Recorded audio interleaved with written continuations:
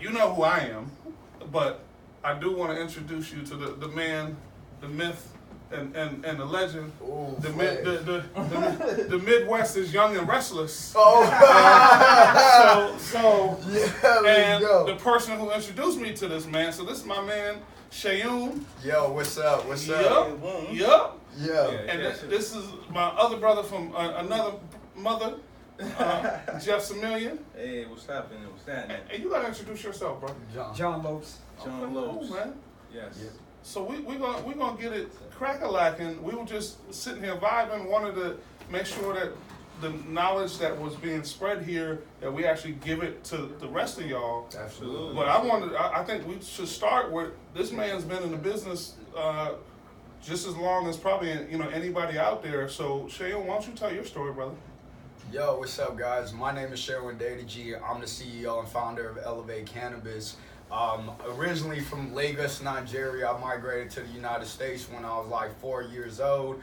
I lived in Chicago, Illinois. Fast forward, I moved out to Texas, Arlington, Texas, lived there for some time.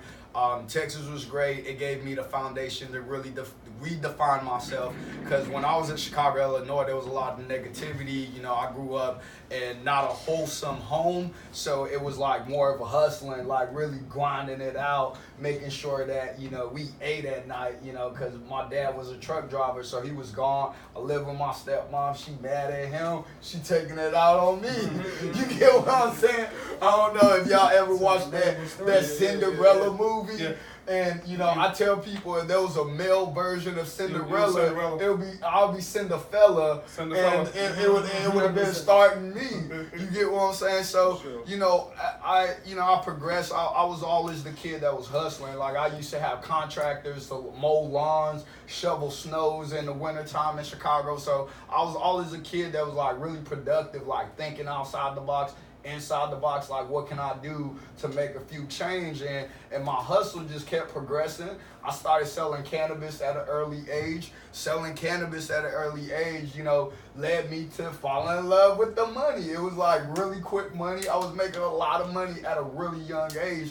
I had more money than some of the adults that I knew.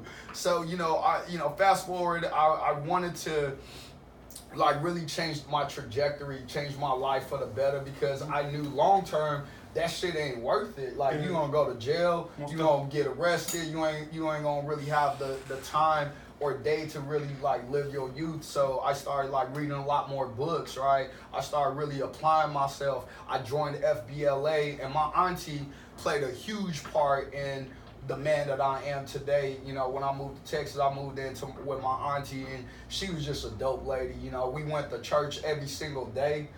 Wednesday, Thursday, Friday, we had night vigils every single day. Any day that had day in it. Right? Yeah, we were at church. You were at church. You get what I'm saying? But it was dope, because my auntie taught me like the power of love.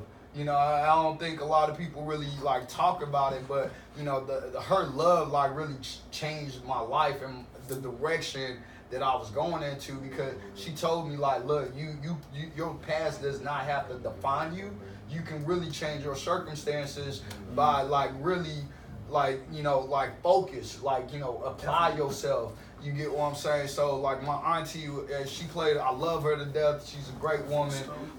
And because of her, I wanted to build myself and redefine myself. And because I chose to do it, I did it, right? And I excelled at FBLA. I went to nationals. What's FBLA? It's Future Business Leaders of America. So like, it's a big deal, right? It was, I took first in regionals. I took first in state. I placed top 5 in nationals. It was dope. They flew me out. And just a lot of you guys that don't know, I came to the United States as an illegal immigrant. So I had no passport. So my hunger and my hustle, like I had no green card, no U.S. citizenship. So my hunger and my hustle, I couldn't even get to school when I first came out here, my parents created a whole fake social security card. Like, hey, y'all, the Africans, they be hustling. So they created, I finally was able to get in school. So I think getting into the cannabis industry is the drive of seeing poverty when I was a kid and understanding the importance of us sacrificing for our next generation. Because you got to look at it, a lot of white people already sacrificed years ago. Absolutely. And they created a foundation for their generation now that we're calling, millionaires, multi-billionaires. But exactly right. But we didn't have that, they already ran the race like 5 times and won. We just started. We in the halfway mark. Absolutely. We didn't even run the first. You get what I'm saying? Yeah. So we stretching. We stretching right now. We stretching. We watching them run. So for me, it was like, man, I was young. Everybody be like, man, you started your company at such an early age. I'm like, yeah, I did, but it was not easy. You get what I'm saying? Like, I looked at the cannabis industry. I studied emerging markets. The app industry was something that really intrigued me. I created an app in 2012. I'll show you guys. It was called FlowCam. I invested my money into. So I was always creating. I was always looking at how can I create generational wealth, something to last even when I'm gone, from my family, my future family, and all that good stuff. So, fast forward, I started my company because I started looking at the numbers in the cannabis industry. I was affected by the cannabis industry, by the war on drugs and being arrested at an early age. So I was like, I might as well use this to make me money, right? And I was passionate about what my auntie did for me because she showed me love. And I saw that there was a lot of companies. I worked in a big corporation that was not that, really, they didn't care about you. You were just another person, and they were just willing to how just replace you. You were a pawn to them. Mm-hmm. So it was like, how can I create a platform where I show, I tell people, I tell my janitor, I tell my bud tender, they're more important than me. Because without them, I'm telling you, I can't do my job. I can't do my job. I'm over here flying around. Who gonna manage my store? You get what I'm saying? So I saw, telling them, and I thought, a lot of people were like, Sharon, you doing it wrong. I saw other cannabis entrepreneurs that were like, Sharon, you need to stop being nice to your people. You need to stop telling them how much you appreciate them and need them, and letting them know, their value, because they might just up and leave you because you're giving them value and you letting them know. Do you think that's like this? No, but let's just say one thing. So people game that what just happened there. So you have people who are telling you not to appreciate your employees, not to show them love, not to big them up, not to do all that other stuff. And what if they leave you? But the worst piece is, what if they stay? Yeah, that's the best. Right? Because the problem is, if they don't feel appreciated, right? If Shayoon rashes on me, and I'm about to go serve you, and you come in, you're a medical patient, you have a documented illness. Now He just screamed on me. Our energy is all off, right? And so I just wanted to toss that in there, but putting that in is what made him successful. When I think about that, I think about people in that Steve Jobs myth, because they thought that Steve Jobs was an asshole. So one thing that I was hearing about a lot of different companies around that time, they thought that was the only way to run a successful company, and then you're saying the opposite. I think love, authenticity, hustle. I think Steve Jobs created a platform. Do you think Steve Jobs was an asshole before he got to where he was at? There's different stages in life where there's different structure that you need. You get what I'm saying? And I feel like at the stage Steve Jobs was, he understood he was so big his time was so valuable. Not saying my time ain't valuable, but Apple is a multi-billion-dollar company. Mm-hmm. There's a lot more people he's managing. There's a lot more of things that goes to. So if you know Steve Jobs on a personal level, I watch him talk, and you can tell he's intelligent, but he's also kind. If you really know, if you come at him, you get what I'm saying? Because people were only nitpicking at that one situation. You gotta be an asshole. Some people, I'm very kind, I'm very nice, but I do not like my time being wasted. Mm-hmm. I don't fuck with fuckboys. If you... Steve. I was just gonna piggyback off what you're saying. Go ahead, you can continue though. If you're not progressing me, if we can't benefit, if it's not a win-win situation, not everybody's like that. Some people are just my friend, but when I'm talking about business and us like really leveling each other up, I don't even care if you work at like Walmart or McDonald's. That don't matter to me. But if you are striving to do something bigger and say, hey, Shell, I work at McDonald's right now, but my goal is to be the manager. Bro, I respect you because you have, this is where you at, you want to get here. You have a goal for yourself. So to me, when I tell people like, you got to stimulate my mind for me to associate with you, it's not saying that you got to be a business owner. I don't care about that. You just got to show you hungry. You got to show you got a plan. And that's what makes you an asshole. It's like when people, when whatever you doing doesn't align with whatever, you know, the individual wants or what they're thinking of, that's what makes you an asshole. Like, you at work, you know, you the employer, and your employees are acting up because, you know, you let them know that, hey, you know, we have standards here. You can't do this or you can't do that. You know what I mean? That's what makes you the asshole. But so go ahead. But some companies do not put standards off the bat. Absolutely. So I'm gonna say this, and I'll use my company for example. Mom and pop shop. I started with $50,000. I hammered, I did everything, read the laws, all that stuff by myself, and I was working by myself at a point of time, right? So I didn't have a lot of structure in place for someone else to come into my world and understand what it was. You get what I'm saying? So it left room for error. It left room for misunderstanding. So for everyone that's looking to start a business, my biggest advice to you is have a foundation. Understand what you stand for. What does your company stand for? What do you want your employees to be doing or shouldn't be doing? Like a step-by-step guide, because for me, I missed out on some really, like, I take 100% accountability for each of my actions, success and failure. And there were some people that I felt like, you know, they were great. I was just not the great leader at the time. And I never, like, they asked me why am I not mad at them because of this. I was like, bro, I was just not in the position to lead you. You get what I'm saying? I'm always learning. That's, I mean, you know, you could say that on, you know, for you in the cannabis world, right? So I could say the same thing for me in the real estate world. I was explaining that to you last year. As far as me last year, starting off my company here, you know, with the real estate, commercial real estate, last year I had, you know, a few more agents, and one of the things that I realized, like you just said about having the foundation, I got my broker's license and went on and, okay, let me try to do this, let me get the office, let me do so on and so forth, but creating that foundation wasn't there. So one of the things that I realized, you know, I'm bringing agents in, but there is no, you should do this, you should do that, you shouldn't do this, so on and so forth. It was just basically learn as you go, right? And when you have those, it gets to a time where it's like, okay, things are not working out. Then what happened? You know what I mean? So what happened? And then everybody is just like, okay, things not working out for anybody. Then it's like, what do you do? So it's just going back and fixing things and, you know, restarting over, which is where I'm at now. You know what I mean? Basically, you know, in the new year 2018, 2017 was last year. 2018 is this year. So now the foundation, so on and so forth. That's when, you know, I'm seeing this. And so basically, just agreeing with you, those things as a business owner. I mean, again, one of the main thing is before you even start a business, have a plan. A lot of times people start with no plan. It's just like, oh, yo, you're good at this. You should do that. Oh, you've been doing this. You know what I mean? You've been fixing cars. You should do that. You've been taking pictures. Go do that. With no experience, with no, hey, go get a mentor. Hey, go learn this. You know what I mean? So when you have a plan, right? I want to just get your thought process on it. So you have a plan. We're talking about teamwork and stuff. What is the importance of building a team?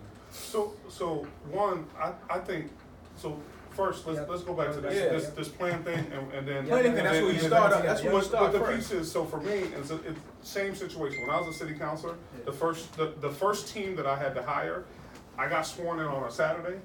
And then I started as a city councilor on Monday, right? So I literally hired people like, yo, we after the swearing in, like, yo, okay, we gonna flow. But no, so what I would say is, one, training and standard operating procedures and SOPs.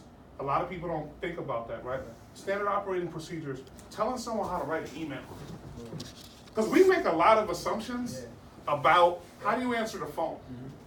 How do you write an email? And you can't assume, and just because the thing is, I could come up through here, working for Jeff. Yo, what up, man? And so Jeff's gonna be looking at me like, that's the phone that everyone takes calls on. Yeah. Now, Jeff, man, you hired me. I'm in here doing what I'm supposed to do or whatever. So the training component, and you're gonna get in you're gonna get out what you put in. Yeah. With that person. And so that also means training, and in our space, in the cannabis space, people are bouncing around from different dispensaries on a regular basis. So how you treat folks, how you train folks, the time and attention that you put in, the benefit package that you give to them, are you going to pay someone $13 an hour? Or are you going to pay them $17 or $18 an hour? Because there's a value, and so people be like, well, that's a lot of money.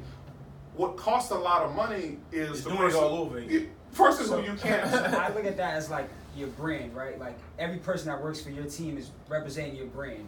You know what I mean? And anything that's outside of this brand is no good. So what is your thought process? Like, would you guys give advice, like all three of you guys, like if someone's looking to find a team, like so not you guys looking for teamwork, for someone that's like, okay, I'm trying to get into the cannabis industry and I'm looking for a job. How do they like, oh, this is the right team for me? So how I found my team, I'm very strategic. I suffered for 3 years to build a executive team. And the reason why I did that was I wanted to make sure I got the right people on the bus, right? For example, I hired people from Fortune 500 companies, right? And when I did that, I noticed that they were, how do I say this? They were so used to telling people what to do, they actually never did it themselves.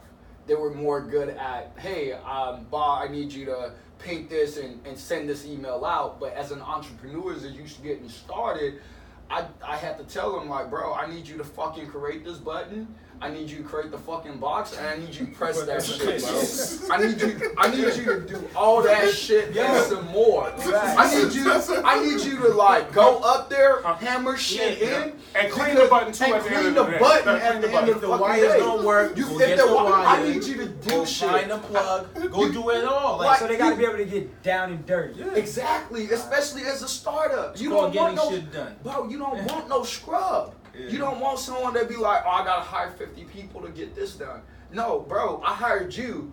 You the operating officer. You are the marketing officer. I need you to market. I don't need you to call someone else to do this. I need you to learn how to do it and do it. We're a startup. We want to keep as much money as possible. So I need you to hustle. Like I tell people they need to hustle. Like I want hustlers on my team. How do they know if I'm the right person? Yeah, if you're the right person to lead them. You know, I flew all my executive team out, the people that I really wanted on my team, right? I flew them all out, and I called them every day. We talked, got to know their family. Like I'm like, if we married now. You get what I'm saying? Like you, my executive team, they're my right hand people, all of them. So I'm sitting there like, bro, I want to know you. I purposely like spend time with my executive team. I will fly out and I'll spend weeks with them. You get what I'm saying? Like I flew all of us out to DC just to all spend time together. Met their husband, their wives, their boyfriend. I met everyone because I want to know who I'm in bed with. I want to know because it's important to me for them to trust me, to know who I am, to know like what my expectations are, and to also I want to know what their expectations are. Absolutely. I want to build a relationship outside of business. If you're going to be that high up in my business, especially as I'm a startup, I want to make sure that you understand where we at. So you know I don't want to go on a tangent, but you know the biggest thing that I've learned since I've been in business, and I'm just gonna digress a little bit. Recently, one of my guys that I mentored, I trained this dude. Like he was like I pushed him. He used to be mad at me. I had him doing shit. I'm like, I need you to do this. I need you to do this, and this. And I taught him, I gave him every knowledge I had in the cannabis industry. One of my shops, we moved location, so it takes 6 months for the state to investigate, let you open back up again. He recently emailed me to resign, right? And I was sad to lose him because he was a hustler. Like, I'm all about minorities, so y'all know, I be hiring black folks. And when he first got to Eugene, Oregon, nobody wanted to hire him. So I gave him an opportunity, right? And he emailed me. He's like, man, Sharon, you gave me this opportunity, and it's hard for me to tell you. But I already knew, because, like, I already knew. You get what I'm saying? Like, he was heartbroken. Yeah. He was like, bro, like, nobody wanted to give me an opportunity. You gave it to me. It is sad to say that I would have to resign because the skill set that you taught me, I've learned that it is more valuable than what I thought it was. Yeah. The skill set that he learned from my company gave him the ability to be the marketing manager for one of the biggest brands in the cannabis industry in Oregon. Making money. You get what I'm saying? I told him, I was like, bro, I'm so happy for you. Like, I'm happy for you because that's my goal. I want to create leaders. You get what I'm saying? Absolutely. But that affirms, I think, a couple things. It affirms who you are. It affirms your brand, right? And by the way, your brand doesn't stop now that person is still absolutely is in another company, right? Yeah. So it becomes an extension of who and what you are and what you represent. Yeah. And when I was in the city council, right? So you have cats who leave your office. I had a young man who we had the same type of conversation. I took him. He was a senior. He interned with us. And then I was like, yo, he's such a good intern, why don't we just hire him? He went through his college, 3 years, and then he got an opportunity with Congressman Kennedy. Right? Which is bigger. So I'm doing city council, 72,000 people. Tell the people though, what does that do for you? Because it's not, because people think that every time you do something for someone, it has to be money attached to it. Yeah. Well, the piece is, for me, those relationships, that connectivity and lifting somebody else up, powerful. For me, I want to be that person. I had a lot of people so into me. Yeah. Like, these people were like, nobody ever helped me. Yo, I'm sorry, that wasn't me, bro. Yeah. Like, I was adopted. I was born to a 13-year-old mother. I was adopted when I was a month old. Wow. My parents adopted 4 of us. Wow. They already had 4 kids. They had 50 foster kids in and out of our home. My mom had a daycare, and my father was a community organizer. So for me, I view it as like absolutely paying it forward. I don't even have to be here, right? No, and for a whole host of reasons, because I'm 44.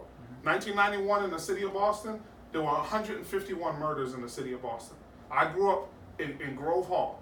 Right in the middle of everything that was popping off. Right around the corner from me, a young lady named Tiffany Moore on the corner of Humboldt and Homestead. She was 12 years old when she got shot and killed in '89. And when I was coming up, they were saying black men didn't live to 25. Yeah. I had a mentality, and by the way, I'm a nerd, right? So I'm not out there like that. Yeah. And in fact, and I also want to give props. There are so many people on the street who are out there like that, who made sure that I didn't end up on the street, right? And they were the cats who, in all honesty, who were more happy about me getting good grades than some other folks, because they were like, they felt, and this is the same thing. But that's the thing, we feel. They win through us. Yeah. And that's what it is. So it's the same feeling that you have, because people who point to you, now you point to somebody else. Absolutely. So just understand that, and which is the same thing with me. I think I was telling you the other day about when I was in high school, like about one of my guidance counselors. I don't even think he was a guidance counselor. This dude named Jimmy. I don't even know what I don't know what your job is. Yeah, but you help me. But you help me. Shout out to you. Like, you know what I mean? I would just go in there and just talk to him about sports, about whatever it is that I'm thinking about right then and there, and he would just like school me on it. You know what I mean? It was just like, nah, don't think like that. That's not what it is. This is what it is. You know what I mean? It's this and that and this, and then like I'll take that the whole day in school, and that's what I'll process. It wasn't like really, I care about science or whatever it is. Whatever conversation, and honestly, the conversation will be about sports. It will be about music and business. And like at the time, I remember just like, I want to go into business. This dude Jimmy just be talking to me about business. And I remember like the girl that I was talking to at the time, and I was just like, yo, what do you, I remember I had to do my senior year, I had to do my college out, and I just want to go learn business. I don't know. That was it. You know what I mean? Just like I said, I did not knowing much. It was either it was sports and like business. You know, and I'm going to school. I'm gonna continue playing football and learn business. That was it. So one of the craziest things, my fault, cut off your story. Yeah. Just because you were talking about the sports and business thing, Mhm. like that was my life. Yeah. So like I Most was of a us sports like, right? guy, but my dad didn't respect sports. Yeah. He's a business guy, so he's like never came into my basketball games, my I football said the same games. thing. And like, you know how you like, yo, I love your dad, I respect everything he does, 'cause I told you a story about my dad. But when I was younger, it was tough for me because I was You wanted that. my dad, I just wanted him to go to my sports games. Yeah. He wasn't coming to me on those sports, like. Yeah. And I could say He's like, what are sports? Yeah. But with the business mind though, he would make me go to houses with him. I was looking at houses at like 7, 8 years old, just looking at properties, looking at land. He was looking at like I was looking at like liquor stores to buy and like restaurants to renovate. And I was just like, yo, I don't want to be here. You know what I mean? But now coming full circle, like when I walk into these buildings or I walk into properties or something like that, I'm like, oh shit, I was seeing this shit at a young ass age. So that's one of the blessings that I had. Yeah, it's the same thing with me. It's crazy how like, again, if you look at it like how it is, the whole thing about legacy, right? Yeah. This whole legacy and wealth or whatever it is, and that's what it is. Like we talk about, our counterparts, started the race already. You know what I mean? And now their kids is basically enjoying it. So if you look at like a lot of times, whether it's sports, I'm realizing it like in the past, 3, 4, 5 years, a lot like these guys that's in the NBA and NFL, like there was somebody in their family that made it. That was in NFL, that was in NBA, that sparked their mind. Just off the strength. Or just the NBA player coming to their city. Yeah, or whatever to their town. Whatever it is. Touched it. Yeah, do you touch it? Because one thing I realized, like it wasn't until like later on when I realized, like, oh shit, my father was a businessman. So this is why I got this shit from. You know what I mean? It was the same thing. But like growing up, what you just said, you was going to to houses. I used to just like love going to my father's shop. My father is a jeweler. He used to make jewelry. I used to love going in just off the strength. Like I go in there, he would make a deal. Like somebody would come by, whether it's him buying a ring, buying the gold chain, and he would go in there and melt the shit, make something else, boom, boom, boom, and boom. And we'll come in, we going home. And at the time, like growing up, my mother didn't have to work. My father was just hustling, just doing whatever it is. So, like, I always had food on the table. Like, your dad, I need something. If I tell my dad, I need something today, I need some new shoes, and he will get it tomorrow. You know what I'm saying? And like, if he doesn't get it tomorrow, and I'll cry, I get an ass whooping for that. Like, yo, you wait. You know what I mean? Shit don't happen on your time. Like, I remember I got an ass whooping for a bike. Like, yo, I got an ass whooping for a bike. After the ass whooping, it was going in my trunk. The bike was there. Because I've been waiting for the bike, summer vacation, I've been waiting all week. Okay, shoot. I've been waiting all week. Yeah, cause his gangster, but no, this is it. My dad wouldn't give me the Listen. I've been waiting all week for it. Every day he comes home at 5 o'clock, no bike. I cry. Yo, wait.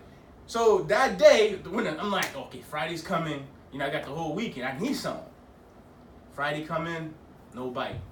Like he hit the shit, put put something over it. I came out just doing shit like I didn't see the bike, started crying. This dude whooped my ass, bro. Damn. Give me a bath. I was like, your car's out. Car's in the trunk, bro. Yeah. Like, give me the bath. Hey y'all, hey, you know what I mean? Jeff had a good. I got. Say y'all. Hey y'all. I never got a gift after getting the bike. You got a gift after getting the bike. What? Hey y'all, look. First off, I wasn't even able to sit my behind on the bike seat. Why? That was the reason to learn. It wasn't a gift. It was something I was supposed to get. But the fact that, like, you know what I mean? Hey, look, y'all. Hey, ain't no supposed in my family. Hey, look, y'all. Point of information. Let me tell y'all, my parents are African. They're Nigerian. So, like, everything you have, you gotta, like, work and get it. So now, let's get back to business. No, So now, for the next generation, because I mentor a lot of kids, and our thing is like teaching young entrepreneurs and business people. So now, you guys are being like role models, right? And being in your industry. How do you tell the next person, like, how do you make, like, you got to grind for it? Hey, look, guys. What? I would say get a mentor. Okay. To everyone. Okay. Get a mentor. Get someone that's in the field, that's already doing it, and whatever you're doing, have them mentor you. I remember, I always ask people this: what's the difference between a business owner, right, and self-employed? What's the difference, right? The difference between a business owner and self-employed, do you guys know? No. Okay, so the difference is one person has someone working for them, and the other self-employed is you're working in your business. You get what I'm saying? That's the difference, right? So for me, it's like, okay, I wanted to be a business owner. How can I do that? I accomplished my goal of being self-employed. I was able to pay myself. I was good. First right? But how can I then transfer this and be a business owner? So one of the things I did was there's this guy, his name is Keith Basket. He's one of the most wealthiest people in Eugene, Oregon. Started off in real estate, and I remember someone introduced me to him briefly. I called this man 500 times, y'all. I called him every single day because I was so hungry for knowledge. He was the wealthiest person I knew, and he was like, "Hey man, I can't mentor you because I'm so busy, essentially, right?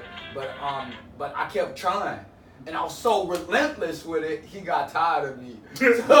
He got tired of me. He's like, okay, I'm gonna have coffee with you, right? He finally, I'm telling y'all, he finally had coffee with me, and while I was in the coffee, I already had a list of plethora of questions for him. How did you become successful? What was the hardship? What was the journey? How did you overcome this? Like, y'all, I'm just asking this man questions. I was hungry. And this man just telling me stuff. I'm like soaking it up, writing it in. We had another coffee the next week. So how do you find a mentor though? Like how? So I would, just to piggyback on that. Well, kind of everything you just said is right. You know what I mean? And just to answer that question as far as how do you find a mentor? Like the number one thing, it's self-development. It starts with you, because like I said, my man just told you he had questions ready. He knew who he had to target. You know what I mean? So he knew what he had to go after. Yep. So it's not like, you talk to people it's like, I'm trying to do this, I want to do that, or so on and so forth. It's you identifying and saying, okay, this is what it is that I want to do. And again, it goes back. Going back to the planning. Planning. You know what I mean? It goes back to that. So, I remember when I was in college, I forgot the saying, I know you guys gonna remember, if you plan to fail, you plan to fail. If you fail to plan, you planning to fail. Yeah. Yep. So I remember that we had that when I was at Curry, when I was in college, we had that in the weight room. You know what I mean? And again, none of us planned to fail. We didn't fail because we won 5 chips. For everybody I don't know, I carry college. This is business. It is business, but it goes back to sports too. Al Bundy, right? You know what I mean? But anyways, one of the things that like it stuck with me. Not like not never realizing, it's just like you see it every day, but it's like in the back of your head. You know what I mean? So that allowed me. I remember for me, the first business I ever got in was music management. You know what I mean? I had a plan for that. That didn't work out because of the next level, the team part. You know what I mean? So I had a plan, but I didn't have a team, and I didn't know how to build a team. I didn't know how to organize a team. I didn't know how to get a mentor, right? So what ended up happening is just like, this ain't working out for me. On to the next business. You know what I'm saying? On to the next business, which was, I think at the time, like trying to do personal training. You know what I mean? And that didn't stimulate me. That's not for me. You know what I mean? Then I try to go to, I graduated college, try to do the 9 to 5. Nah, Jeff, you a hustler. Like you know what I mean? You want to hustle, you want to run a business, you know what I mean? So it took me to do at least like a bunch of different type of jobs until like I got to introduce to real estate. Then it was like, okay, this is it. I started doing rentals. It's not working out. Residential sales, I can't handhold that. Like this is not working out for me. But I realized that I love real estate. I love what it stands for. I love the freedom. I love being creative. Right? I knew this is what I want to be in. So it goes back to like, now I know this and I have a plan. What do I do now? Yep. Then that's when the mentor came in.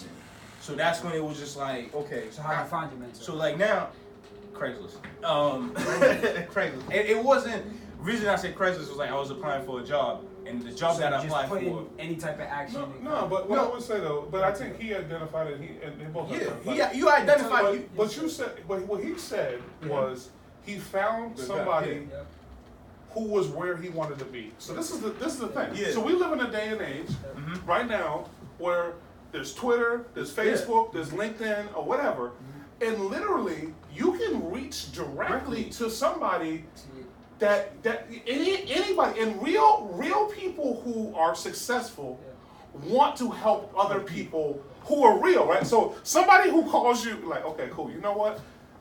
he called me freaking all these daggone times, right? He better have something to say to me. He better have something to say. So yeah. I'm gonna take, and the thing is, this is mind you, this dude is very wealthy. Mm-hmm. He has a million things that he could have been doing, but he actually took the time to have coffee with him. And do you still know him? I do. That man changed my life forever. You get what I'm saying? He never gave me money, y'all. Yeah. The funny part, y'all, look, I promise y'all, when I was broke and desperate, he had the opportunity. He had the opportunity. Y'all, it wouldn't have been nothing for him to help me. But you know the biggest thing that he gave me more than money? Knowledge. Yeah. So, bro, when I said I've negotiated deals because of the knowledge he gave me and the things he spoke to me and my thought process and how I thought about things. So, like, bro, sometimes our thought process limit us to really accomplish our goals. The way we think sometimes is not really reality. It's not. And you know one thing. And then when you tell somebody else this is not reality, it's not necessarily. It can't be real. Like, for example, let's just say right now, like whatever Jeff Bezos is doing, with the whole airspace or whatever it is. Not to say, it's impossible, but it's not in my reality for me to be like, I'm about to do the same thing. You know what I mean? Because it takes so much knowledge and education and understanding. Because when I watch this shit, I'm like, oh my fucking God, what is it talking about? Jeff, let me interject. What I meant by reality is perception, y'all. Yeah. Look, y'all, perception is huge. And seeking first to understand than to be understood is very powerful. I've been in different negotiation where the people, that they were talking. I remember there's a scenario. I'm not gonna bore you guys to death, but basically there's this company that had hundreds of millions of dollars that just raised capital. I raised just like in the single digit of millions of dollars. You get what I'm saying? So there's levels to this shit. So I'm sitting there like, they're looking at putting a dispensary right next door to me, and I am freaking out. I am like scared. I'm like, there's no way I can compete with these people. They have way more money than me. So I called Keith, and I was like, look, man. This is the mentor. Yeah. Like, I was like, look, man, I don't think, they have way more money than me. There's no way I can compete. They're looking at getting a license. He's like, how many licenses are they giving out, Sheldon? I was like, they're giving out 2. He's like, okay. Why don't you go after both of them and block them from getting it? You already have a relationship. I was like, but blah, blah, blah. He was like, why don't you just tell them you don't have the money? You're a mom and pop shop. It's just like Walmart coming in. What's the shame in that? I was ashamed to tell them I'm a mom and pop shop. I know. I don't think you guys understand. Because to us, you're like huge. No, I'm not huge. We're listening. You just got to be your props. You know what I mean? I'm coming from where we come from. For someone to get to where you're at, that's a huge bro. No, I appreciate it, and Tito played a huge part in it too. So I give God all the glory. I give universe the glory too, because it would just all happen, right? So I'm sitting there, y'all. Look, I'm telling you, I was scared shitless. I'm like, man, these people got way more. They're vertically integrated. They're right next door. I'm looking at profit margins decreasing. So I came up with a better plan, and a lot of times you don't need money. You need a better plan. So what I did was, I went to a local and I sold them on franchising Elev8 Cannabis, and I was gonna help them through the application process. And they already had a property, so now I benefit from the second location being there just because I talked to this guy. Because he picked up the phone. He changed my thought process. He was like, Sheldon, it's okay for you to go in there and say, hey, they're Walmart. I'm a mom and pop shop. He's like, what's the shame in that? I was like, but I don't want them to know that I don't really have that much money like them. He was like, who cares? On something you said about the competition, how much energy should someone spend on competition? None. I don't. I think I think that a lot of people say none, but you also need to understand your enemy is to beat your enemy. And not to say, but I would contradict myself, right? It's like understanding your lane and understanding your what is your company based off, because you guys are gonna pull different customers. One person is gonna like the way your store looks. You like what you stand for. Another person might like what they stand for and how their store make them feel. So it's customer service at the end of the day. At the end of the day. But it's also know the most. right? So my mentality when it comes to competition is that we're all students. And there's always, so the thing is, so how I'm, so I needed, how I'm here today is we met and I'm like, yo, I'm looking for some space. And off-market deal, he gives me a call. He's like, yo, I got something for you. Come see me. He put me on with a deal. But then one of the things that I really appreciate about Jeff, and I'm going to big him up on that, is that he's a connector, right? That's how I'm here. Right. So the piece is, and again, some people hoard knowledge. That's the worst. They hoard That's it. the worst. And understand, knowledge is like seeds, right? You got it. Your seeds have to Knowledge go is out, like seeds, go into man. the That's ground, deep. Knowledge and is then like it sprouts seeds. up, and then you get new fruit, right? Absolutely. So peep in. So what ends up happening? He holds an event here. We have people from all over the country in the cannabis industry, right here in this office, in this space. We did.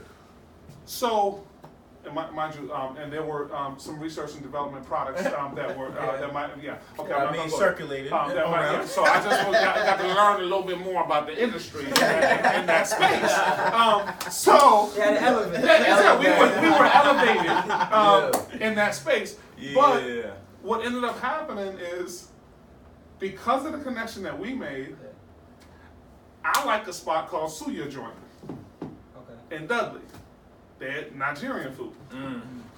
Off the chain, right? I've never been. So, you gotta go, man. You got And I live up the street. I eat there every time. So, and as the black dude who's R&B, just regular and black. So I didn't know the suya was the meat on the stick, right? So they have. I had no idea. I don't know. So I didn't. I had no idea. Nothing. I didn't even have it. AKA it's African teriyaki. Right? Yeah. So that's essentially African what. teriyaki. That's dope. Yeah. So, but tell them what.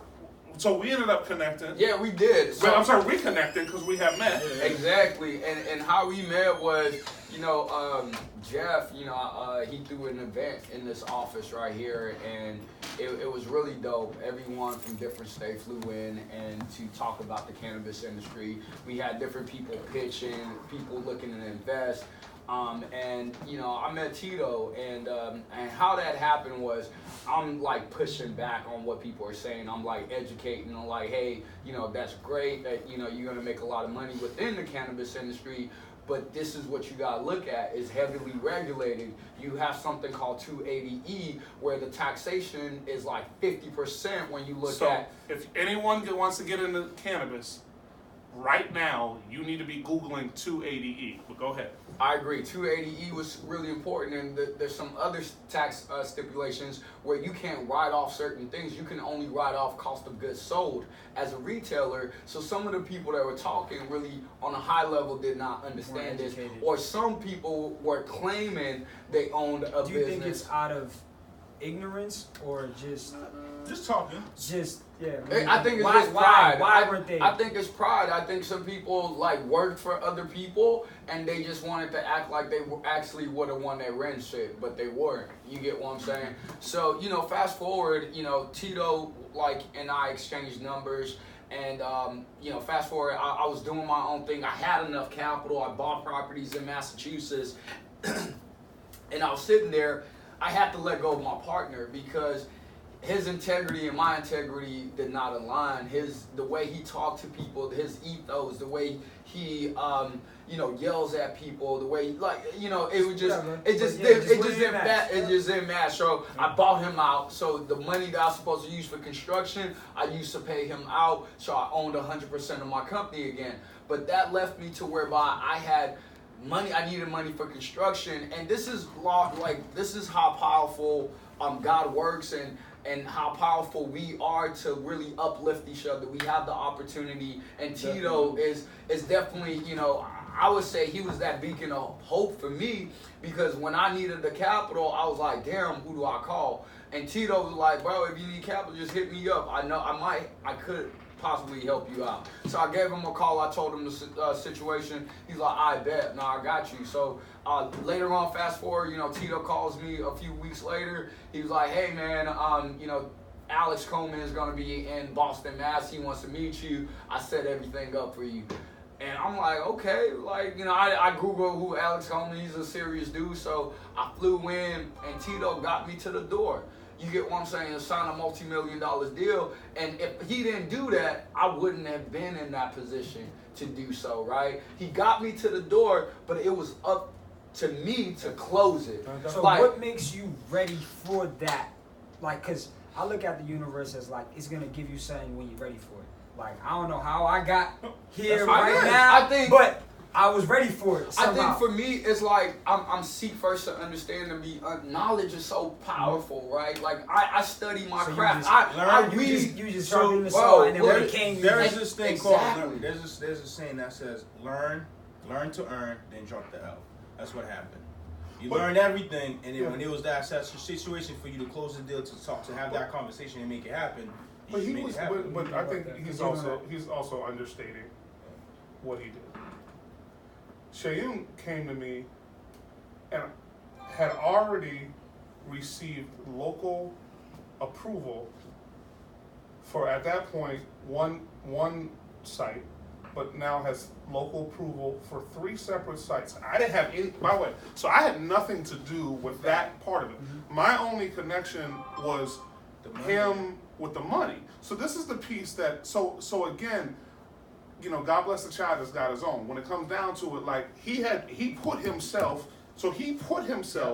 in a position to actually be able to accept capital. So that's the other piece too, is that sometimes money comes to you at the wrong time. Mm-hmm. Right? So the thing is, had we hooked him up and stroked him $1 million check and he didn't have any of that, right? He may have not, and you know, not this brother, but some other folks might not have been in a good position. But he was ready to actually accept. He already had his business plan.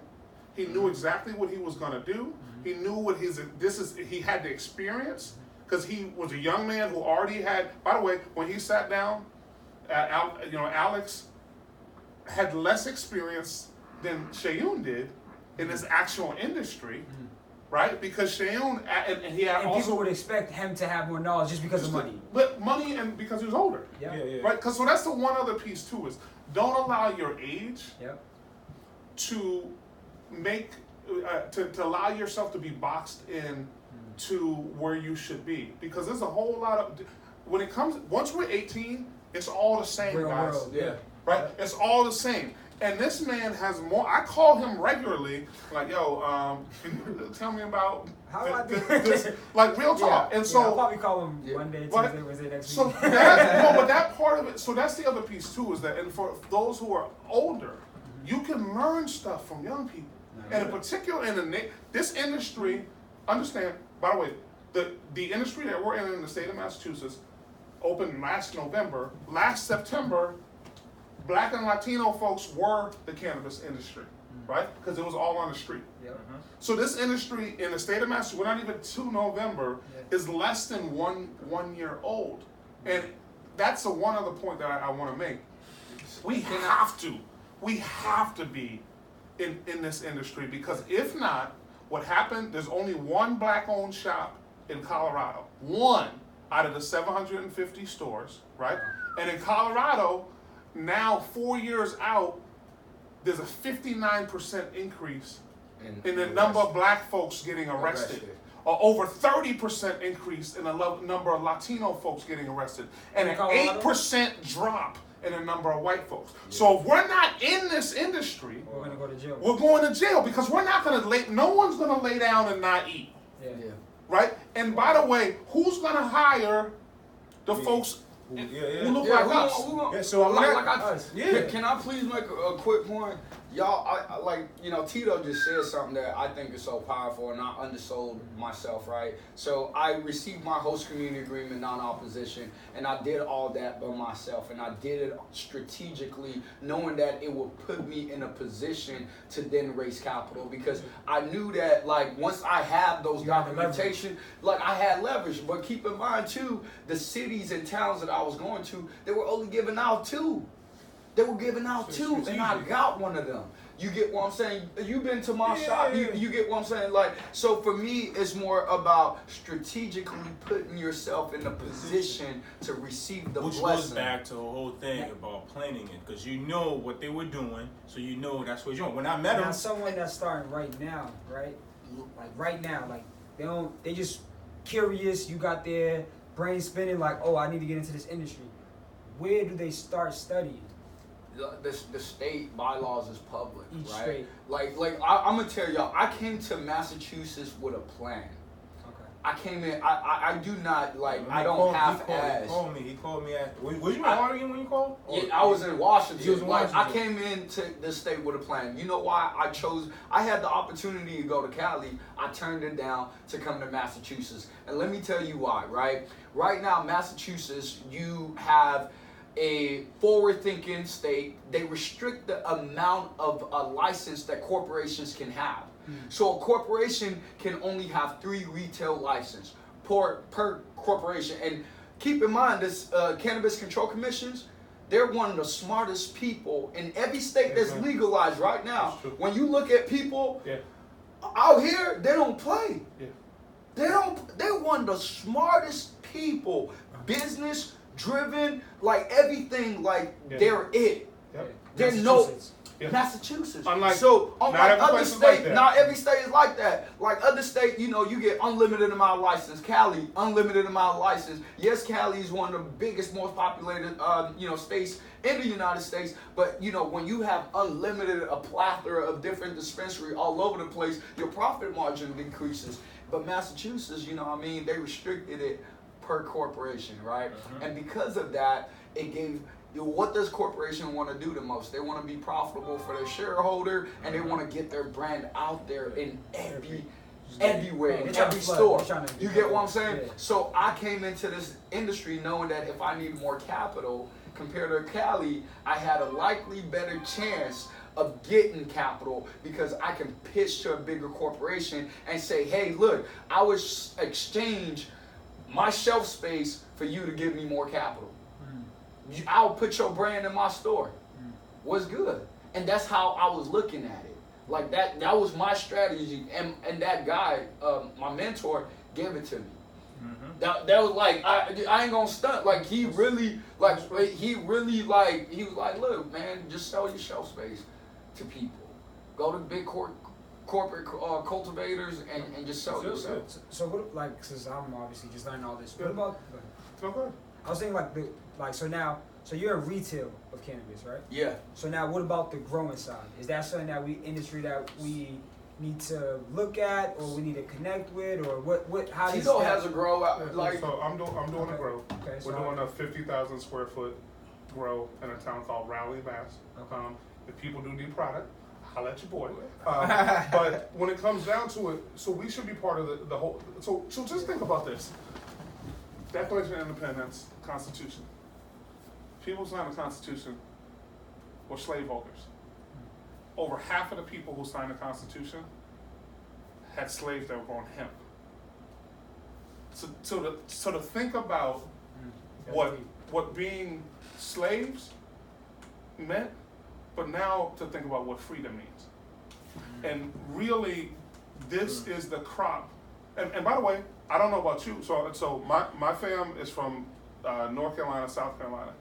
My great aunt Bertha, was a sharecropper. Was a sharecropper, right? And so when it comes down to it, she worked with her hands and actually grew stuff. Right now, and not only in cannabis, if you go into Whole Foods, kale, by the way, is in the same damn family as collard greens and mustard greens, right? I went to Whole Foods. They had collard greens in Whole Foods the other day, right? So we now live in a world where agriculture is valuable again. Hemp. So hemp derived CBD. So this is CBD that has less than 0.3% THC in it. Is very, very valuable. So what I would say is we should be in all aspects of this, right? Right now in the state of Massachusetts, it's between $3,800 and $4,200 a pound for wholesale cannabis. This man, and we had a conversation. This is now it's almost a year ago. Yeah. He was speaking with someone pretty high up in the industry, a lot of resources. They guessed that it was going to be about 2,000 to 2,500. This man was like, I think it's going to be between 4 and 5, right? And that's because, and this is the smart thing about the state of Massachusetts. So the other part that people need to know about Suen is that he has a 5-star, meaning online, 5-star shop, right? Which is really, really hard to get and also to maintain. But he has that in an environment where, again, Massachusetts wholesale market, $3,800 to $4,200 a pound. How much is it in Oregon? About 100 to 1,000 a pound. Right. So, right. So this is the crazy pieces, right? Crazy. So you can, let's say we double that for your retail. Is that essentially what you can do? So in Oregon, you can finesse it a little bit, Okay, right? okay. So we do like 500 to 1,000% markup, and the reason why you're able to do that is even if you buy something at 0.220 cents per gram, 500% is like $1, $2. You get what I'm saying? So you sitting there selling a gram, you bought it for really cheap, So it was like our profit margins were like through the roof because I leveraged the market. I understood it, but a lot of big players, they didn't live the market, so they were still paying the market premium for the product. But I lived it and I understood it, so I was able to negotiate. And relationship is key, y'all. Like I'm not gonna say like it was like I consistently kept doing business with the same people. So when the floodgate opened up, they hooked me up. They would go somewhere else and sell it for $2. They would come to my dispenser and sell it for $4 and be like, Sharon, we got you, bro. Yeah. It was relationship. It was like they understood the market. They wanted to continue to do business with us, and they were willing to be 100, be like, look, we got this product. Take this. We gonna hold this off for you. We gonna owe 10 pounds for you. Pay us this X amount of dollars. They charging everybody else premium, but it's relationship. Relationship all the time. On the real estate side, because Same thing. I'm just learning. Now I'm asking questions because I just really want to learn about the industry. So now on the real estate side, when it comes to the cannabis industry, right? Now how do when Suen called you, how do you know where to look or what look are you looking for? What's your thought process when it comes to real estate in this industry? I think by the time he called me, I already knew. I've already received several calls, so I think we already talked around that time. I think me and Tito already talked, so I'd already had an idea of. Well, this is what I do, commercial real estate. So I do understand space. I do understand the whole aspect. So one of the laws with opening a cannabis shop, you can't. The owner of the building can't have a mortgage because cannabis is fairly illegal. So you gotta own it outright. You gotta own it outright. So that was one of the things that in the beginning was just oh shit, I need to do more research and know who got this, who has a mortgage. So from then on, that actually opened my mind to where it's just now I gotta talk to more owners. I need to figure out everybody who's in Boston. And now that conversation started. Let's just say I was talking to this guy here and he tells me well, you can't do on this property, but I got something over here. I got something over there.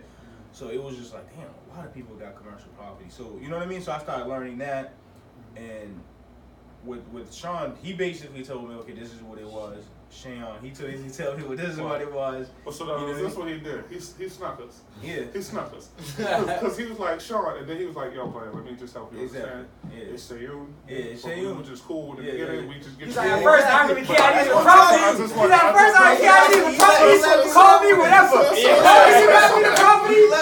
Call me Sean, John, whatever. You got the property. Now we got the deal done. Yo, bro. That's not my name. Exactly. So that's exactly what happened.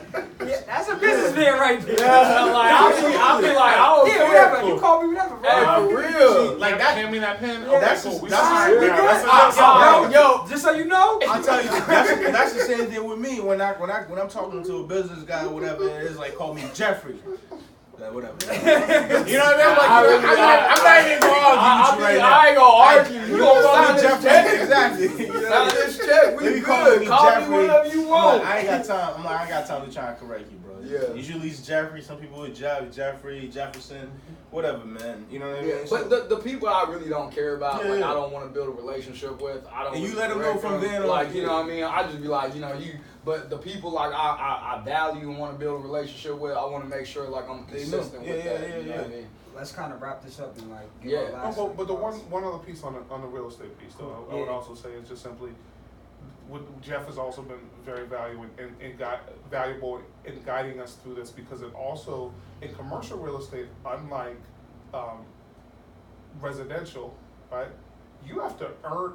They need to believe that you can pay for it. Yeah. Right. So this is total. This is like a total different. That's a different piece, right? So it's not. Because the thing is, you come in and you signing. Well, 3 years is almost the minimum. You know what I mean? So 3 years is minimum. So if you coming in, you about to do a dispensary, you putting 100,000 or anything above 100,000 in somebody's building, right? So you could say, yo, I need to be here for more than 3 years for me to recoup that, because you know what I mean. Whatever you're selling, you need to recoup that investment initially, right? Then everything else is gonna cost you. So you got to come in and at least do 3, like I said, minimum 3 years, but typically it's 5 to 10. So I have to convince not only me as a connector, I got to convince. Let's just say Tito was the owner. For you, he never met you. I have to convince him that you're gonna pay him for the next 5, 10 years. Then you also got to convince me that, because I gotta go there and say, yo, and vouch for you. Your word. You know what I mean? And vouch for you. So there's a lot that comes with it. You know what I mean? So one of the things I picked up on people from the beginning on who's ready and who's not ready. So key thing, Sean called me, hey, this is who I am. Who was Sean at the time? Huh? No. Whatever he wants. I'm done with y'all. When he called me, like literally, I think it was a Friday or Saturday. I think it was a Saturday when he called. He made a call a Friday or whatever it is. We scheduled for the next day. But when he called, I was just like, oh, this dude, you know what I mean? Like he's not from here, but the conversation was just like, he knows, he understands certain things that like I'm like, I'll take this dude on, because there are a lot of time people call me. Yeah, hello. I'm trying to open up a dispensary. He called you saying I am. Where he's like, yo, I'm a business. He's like, I think he told me he was a business owner. He got something in Oregon or Washington, and he was coming here to expand and grow his business. You got me. It's credibility, right? It's credibility. So you're not saying I'm trying to do this. It's like you either doing it or you're not, or you're in the process of doing it. But when you're in the process, you speak like he did. Yo, I'm coming over here to expand, right? So when he said that, it was a no-brainer. He had a plan. It was a no-brainer. So it goes back to any and everybody when I'm talking to him, how serious I'm willing to take you. On the first call, he called me and was like, I'm trying to do this. Depending on the day, we may have a conversation, but within the first 30 seconds, I will know if I need to take you serious or not. You know, because like I said, I have to present this man financials. I have certain questions I need to ask you, and I need to know, like, you trying to do you want to lease a space that's gonna cost you anywhere to $5,000 to $10,000, right? There's so many things that you need to understand, and I know you need to understand before I even have that conversation with you. You know what I mean? Before I even like take you on and go spin my wheels. You know what I mean? So that it's the same thing if you were, for most people that understand residential sales, right? If the person doesn't have a pre-approval, why would you take them serious?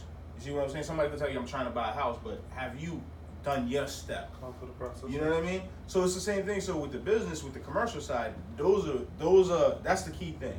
You know what I mean? It's the way a person is telling you, how they want to go into this. You know what I mean? And, well, if it's just to say you right now, you just sold whatever it is that you just created something, you just sold it, and you came up with some money, and you want to expand and do a business.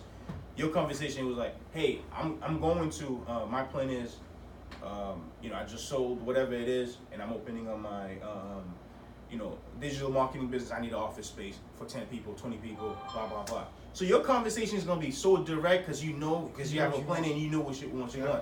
When people call me and say, I'm trying to do this, and I need a space not too big. You know what I mean? Do you think that's a life problem that people have? If it's not just it's a knowledge problem. I think it's a knowledge understanding, but at the same time, there's people who doesn't have the knowledge or whatever, and like I said, I still take conversation and ask you certain questions and see where you at, because you may be a person that doesn't understand this, but you have the business mindset, you have a plan, or you have a partner, and so on and so forth. You know what I mean? But the conversation is definitely crucial, and those things, having a plan in your conversation and whatever that you were saying is real crucial. What an intangible there is confidence. Confidence. Because what he's talking about are words. Your word choice lets him know whether you're serious or not serious, whether you're experienced or not experienced, right? When you're an athlete, right? What'd you play? Basketball, football, baseball. Okay, cool. But so if I ask you anything about sports, you have come on. swag. Your whole affect is gonna be like, yo, It's like, give me give me the ball. Exactly. Got him. But, but so that's another component here, and this also means if you don't have experience, tap into somebody who has experience. Back to mentor. That's the leverage to elevate. Like, we gotta leverage each other. Like, I'm telling you right now, if someone leverage me, I'm okay with it. Like, but people get mad, right? People get mad when they be like, I don't want people to leverage me. I feel some type of way. I'm like, bro, it could be a win-win situation. Leveraging is it's a win-win situation. Let's do that. Bro, like, you know, like Tito leveraged me, I leverage Tito. I'm like, bro, that's my bro. You get what I'm saying? Like, I know Tito, he understands what he wants. He has a path, and he's going to get there. Because a person with no understanding of where they're going, it's like you driving home, and you don't have your direction. Yeah, you ain't getting like, you ain't going nowhere. You get what I'm saying? It's like, bro. Back to the confidence thing, though. One thing that you were saying about the confidence thing, one of the two most powerful words in the world are I am. So whatever you say after I am, that's what I'm saying. what I'm it is, trying you know what I to. mean? Well, I'm So going. Yo, I'm you said open I to am, like, I believe in affirmations. Yeah. So I believe in saying, like, I am a real estate investor. I am, you know, an entrepreneur. I am, you know, and then whatever I say after that, I know it's going to be true. So I think people would just begin that conversation at home with themselves, and then that's how it's going to translate into having a conversation with others. I want to say this and just piggyback on what you said. A lot of times people live in the past, and they allow their past to continue to hinder them to forge forward. You get what I'm saying? And this is crucial. Like our people, I think a lot of us still live in the past. We feel like, oh, they told me I'd never make it as a kid. My stepmom, every day as a kid, told me I would never be nothing in life. She told me I would never make it in life. As a child, you kept hearing that. And it took me some time in the process to let go and break that and understand that, you know, what she said does not have to be who I am. Absolutely. You get what I'm saying? Amen. What